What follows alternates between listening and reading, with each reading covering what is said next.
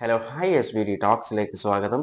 ഞാനൊരു വീഡിയോ കണ്ടു. പാകിസ്ഥാൻ റിലേറ്റഡ് ആയിട്ടുള്ള ഒരു വീഡിയോ ആണ് കണ്ടിട്ടുള്ളത്. ആ വീഡിയോ കണ്ട മുതൽ എൻ്റെ മനസ്സിൽ വന്നൊരു ചോദ്യമാണ്, ഇവർ എന്നാ കണ്ടിട്ടാണ് ഇന്ത്യയുമായിട്ട് യുദ്ധത്തിന് നിൽക്കുന്നത് എന്നൊരു കാര്യം. അവർക്ക് കാശ്മീർ വേണം പോലും. എന്തിനാണ് ആ വീഡിയോയിൽ കണ്ടതുപോലെ ചെയ്യാൻ വേണ്ടിയാണോ? ആദ്യം ആ വീഡിയോ ഒന്ന് കണ്ടു നോക്കാം. ജസ്റ്റ് ഒന്ന് കണ്ടു നോക്കാം. Welcome to Paki Trash, where pooping in public earns you a badge of honor. Doing it with your mouth, extra points. Arabic stall in the trash. What's on the menu? Diarrhea. A donkey and dog staring at trash, pondering life's purpose. The Paki Trash flag is waving, torn, dirty, and over it, just like the country. More trash. It's the local art form. Someone's digging through trash. കണ്ടില്ലേ അവസ്ഥ? Soap or dignity. A dog's on a mission, searching for anything but trash. Someone's building a house, but no plans for toilets or showers. More trash, more chaos. It's the Paki Trash aesthetic. People standing and working in trash. Just another day in Paki Trash. A man spits on the ground. Ritual of the land. More trash. More hopelessness. Same tea stall, still selling mystery drinks, still drowning in trash. A kid poops next to the stall. Paki Trash at its finest. A goat stands proudly next to trash, like it owns the place. Escape mode activated. I'm out.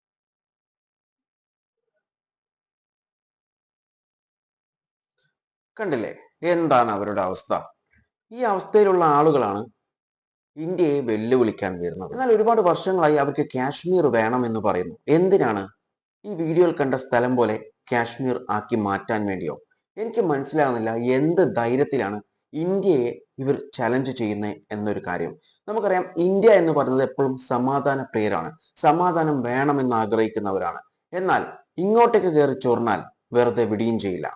അത് തന്നെയാണ് പഹൽഗാം അറ്റാക്കിൽ സംഭവിച്ചത്.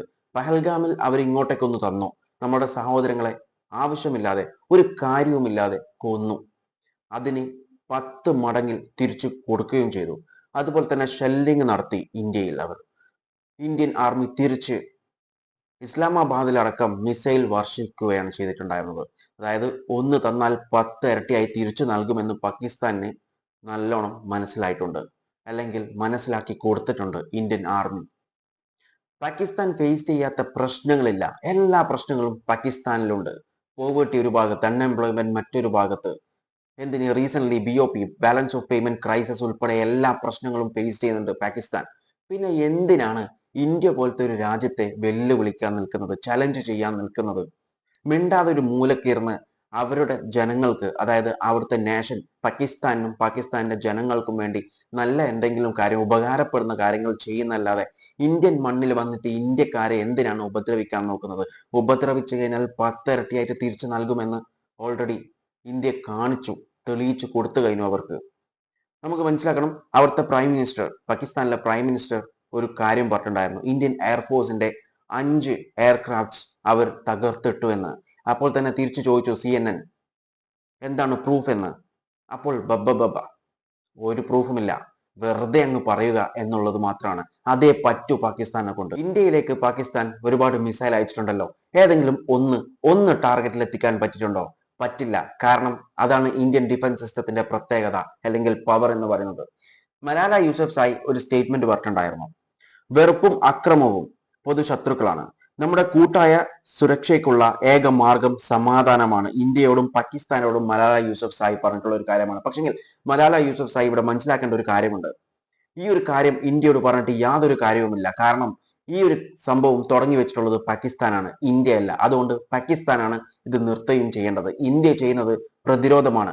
ആരെങ്കിലും ഇങ്ങോട്ട് ആക്രമിക്കാൻ വരുമ്പോൾ കയ്യും കെട്ടി നോക്കി നിൽക്കേണ്ട ആവശ്യമില്ല. കാരണം അങ്ങനെ ഒരു ആവശ്യം ഇന്ത്യക്കില്ല. കാരണം ഇന്ത്യക്ക് അതിനുള്ള എക്യുപ്മെന്റ്സിന്റെ കപ്പാസിറ്റി ഉണ്ട്, എല്ലാ കാര്യങ്ങളും ഉണ്ട്. ആർമിയോ ഡിഫൻസോ എല്ലാ സിസ്റ്റവും ഇന്ത്യക്ക് സ്ട്രോങ് ആണ്. അതുകൊണ്ട് തന്നെ കയ്യും കെട്ടി പേടിച്ച് നിൽക്കേണ്ട ആവശ്യമില്ല. തിരിച്ചടിക്കും. അത് തന്നെയാണ് ഇപ്പോൾ ചെയ്തുകൊണ്ടിരിക്കുന്നത്. ഒന്ന് തന്നു കഴിഞ്ഞാൽ അതിന്റെ 10 മടങ്ങായിട്ട് തിരിച്ചു നൽകുന്നുമുണ്ട് ഇന്ത്യ, ഇനിയും നൽകും. അതാണ് ഇന്ത്യൻ ആർമിയുടെ പവർ. ഇന്ത്യക്കാർക്കിടയിൽ ഒരുപാട് പ്രശ്നങ്ങളുണ്ട്. പക്ഷെങ്കിൽ രാജ്യത്തിനൊരു പ്രശ്നം വന്നു കഴിഞ്ഞാൽ ഈ ജനങ്ങൾ മുഴുവനായിട്ടും ഒറ്റ ടാഗ് ലൈനിലേക്ക് മാറും, ആസ് എൻ ഇന്ത്യൻ എന്ന ഒറ്റ ടാഗ് ലൈനിൽ. ഇത് ഗവൺമെന്റിനെ ക്രിട്ടിസൈസ് ചെയ്യാനുള്ള ഒരു സമയമല്ല, ഗവൺമെന്റിന് ഫുൾ സപ്പോർട്ട് കൊടുക്കേണ്ട ഒരു സമയമാണ്. അതെല്ലാവർക്കും അറിയാം, എല്ലാവരും നൽകുന്നുമുണ്ട്. അതാണ് ഇന്ത്യൻസ് എന്ന് പറയുന്നത്. Proud to be an Indian. ഈ വീഡിയോ ഇഷ്ടപ്പെട്ടിട്ടുണ്ടെങ്കിൽ ലൈക്ക് ചെയ്യുക, നിങ്ങളുടെ അഭിപ്രായങ്ങൾ കോമെന്റ് ചെയ്യുക. Thanks for watching me and stay tune for another video. Okay, thank U.